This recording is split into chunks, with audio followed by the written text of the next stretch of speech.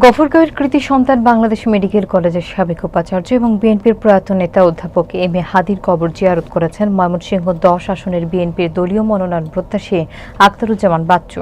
বিস্তারিত থাকছে দীন মোহাম্মদের প্রতিবেদনে। তিনি বাংলাদেশ জাতীয়তাবাদী স্বেচ্ছাসেবক দলের সাবেক যুগ্ম সম্পাদক এবং ময়মনসিংহ দক্ষিণ জেলা বিএনপির সাবেক যুগ্ম আহ্বায়ক ছিলেন। কবর জিয়ারত শেষে তিনি মরহুমের রুহের মাগফিরাত কামনা করেন এবং জান্নাতুল ফেরদৌস লাভের দোয়া করেন। এ সময় তার সঙ্গে উপস্থিত ছিলেন বিএনপি নেতা মোহাম্মদ আসাদুজ্জামান সুজন, রেজাউল সিদ্দিকী খোকন, সজীব সরকার, যুবদল নেতা ইমদাদুল হক, রেজানুল হক রিপন, ছাত্রদল নেতা আজহারুল ইসলাম হৃদয় সহ স্থানীয় বিএনপি, যুবদল, স্বেচ্ছাসেবক দল, নেতাকর্মী এবং এলাকার সাধারণ জনগণ।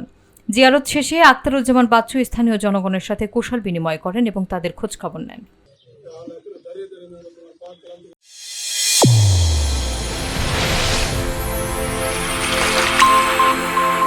চ্যানেল A1 হৃদয়ের স্পন্দন।